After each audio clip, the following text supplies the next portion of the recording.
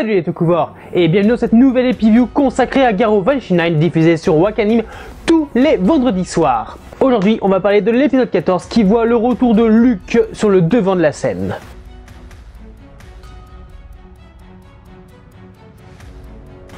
Après être passé au village des prêtres Makai et avoir réussi l'épreuve de la Terre Guide, on sait pas trop ce qu'il a dû affronter, mais en tout cas il a réussi. Nous retournons Luke au guidon de sa moto en route pour Eldorado. Mais avant ça, le chef du village lui a confié une petite tâche, aller vaincre un démon qui a été scellé il y a des centaines d'années et qui serait proche du réveil. Il arrive donc dans un petit village qu'il va d'abord un peu visiter jusqu'à tomber sur une porte où est marqué un symbole Makai. C'est alors qu'il se retrouve nez à nez avec Stella, une petite fille, peut-être une adolescente plutôt, qui semble passionnée par l'occulte. Après avoir fait sa connaissance et celle de son grand-père, elle va direct au fond du problème et lui demande s'il est un seller.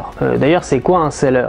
Je sais pas, enfin bref. En fait, seller, c'est simplement le mot commun que Stella a trouvé pour parler d'un chevalier Makai. En effet, elle va raconter la légende du village. Il y a des centaines d'années, un démon a été scellé proche du village et il doit se réveiller à la prochaine pleine lune. Or, cette prochaine pleine lune annoncée, c'est le lendemain. Étant la mission de Luke, il va essayer de comprendre où peut se trouver le démon pour essayer de le vaincre. Accompagné de Stella et son grand-père, il va enquêter proche de la statue qui représente ce chevalier qui dit avoir vaincu le démon. Prenant la pause et grâce à l'aide de Stella, il comprendra où se trouve le tombeau du démon. Protégé par un Kekai, c'est derrière une barrière, la grotte va se révéler sous les yeux de Luke après qu'il lui ait tiré dessus. C'est un peu brut de décoffrage, mais ça marche. En touchant les ruines présentes dans la grotte, Luke va voir ce qui s'est passé dans l'ancien temps et comment ce chevalier a pu tomber dans les ténèbres. Mais le temps n'est pas venu encore d'en finir avec ce démon. Luke retourne donc à la maison de Stella et partage un bon repas avec elle et son grand-père. Profitant du fait que Stella a décidé d'aider Luke et va fabriquer des amulettes, malgré l'interdiction de son grand-père, Luke va nettoyer ses armes et va faire la promesse au grand-père de ne pas impliquer Stella dans son combat. Tenant sa promesse, Luke ne prendra pas Stella et partira pour la grotte pour être fin prêt quand la lune serait à son zénith. Stella, évidemment mécontente, va le suivre. Pendant ce temps, Luke dans la grotte attend l'heure fatidique. Il a placé préalablement quelques pièges Makai pour renforcer la barrière. Mais alors que l'aurore est en train de ressusciter, mais est heureusement maintenue grâce à la magie de Luke, Stella intervient et brise tout. L'aurore est libérée et Luke n'a plus qu'une seule solution: le combat. Et je sais ce que vous allez me dire, généralement un prêtre Makai, ça ne peut pas vraiment vaincre un aurore. Au pire l'affaiblir, mais le vaincre c'est chaud. Mais nous sommes dans Vanishing Line et Luke est quand même assez puissant. Et oui, rappelez-vous, il est le fils d'un chevalier Makai, il est le fils du chevalier d'argent. Donc il a quand même un entraînement qui lui permet de combattre. Donc laissons-lui une chance. Le combat commence. Prenant tour à tour quelques armes laissées à l'abandon dans la grotte, Luke combat et il en perdra même des cheveux. Faisant la morale à Aurore qui ne semble ne vouloir qu'une chose, le tuer, Luke veut utiliser ses pouvoirs de prêtre Makai et aussi de chevalier Makai pour condenser les résidus de pouvoir des chevaliers. Et c'est ainsi que Luke arrivera à vaincre cette aurore gigantesque pour ramener la paix dans le village et protéger ses habitants. Sa mission maintenant menée à bien, il ne lui reste plus qu'une chose, repartir vers Eldorado. Il dit donc adieu à Stella et son grand-père et comme dernier cadeau, ne souhaitant toujours pas les impliquer dans son monde, leur offre une averse de l'oubli. Oui, j'appelle ça comme ça, parce que bon, ça fait longtemps qu'il l'a pas fait. D'ailleurs, j'avais pas remarqué que sur son parapluie, il y avait des symboles. Petite nouveauté. Stella se réveille donc le lendemain matin, ayant tout oublié et n'ayant aucune connaissance de la venue de Luke. Nouveau combat, nouvelle rencontre, nouvelle coupe de cheveux, nouveau pouvoir. Alors peut-être nouveau chevalier Makai? C'est ce qu'on verra dans la suite, dès que Luke sera de retour avec nos amis. En attendant, allons voir ce qui se passe plutôt, de mon avis.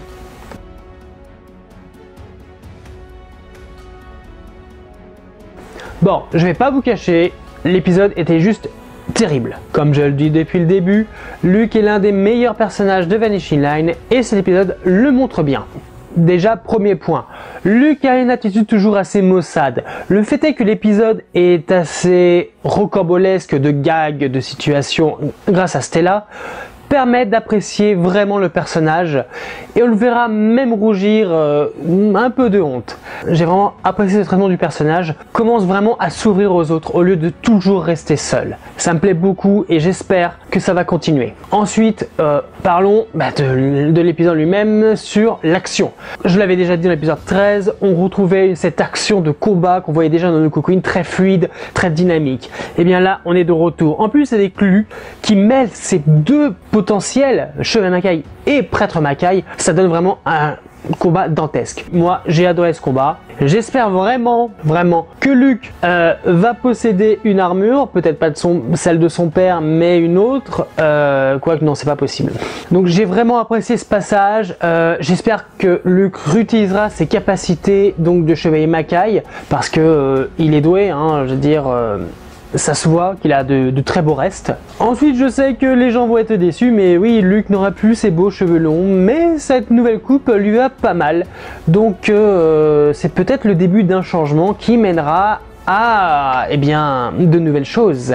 Sinon, voilà, moi je suis très content d'avoir retrouvé Luke dans cet épisode. Donc la série continue son petit bonhomme de chemin qui me plaît pas mal. Donc cette deuxième partie de saison est quand même relativement bien.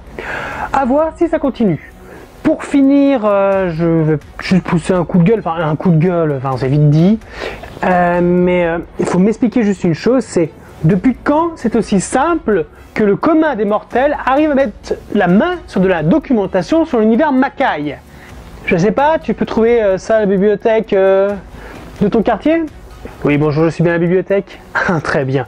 Oui, j'aurais voulu savoir si vous possédiez le recueil des contes Makai. D'accord. Sinon, est-ce que vous avez devenir prêtre Makai pour les nuls? Non plus. Ouais, c'est dommage. Ah! Par contre, vous dites que vous avez Makai Montpoussin. Non, c'est pas ça. Désolé. Merci. Au revoir. Et non. Donc voilà, c'est tout pour aujourd'hui. On se retrouve la semaine prochaine. N'hésitez pas à réagir, à nous dire bien ce que vous avez pensé de l'épisode et surtout qu'on puisse en débattre si jamais vous n'étiez pas d'accord avec mon avis. Sur ce, je vous dis à la semaine prochaine et à bientôt les Tokubords.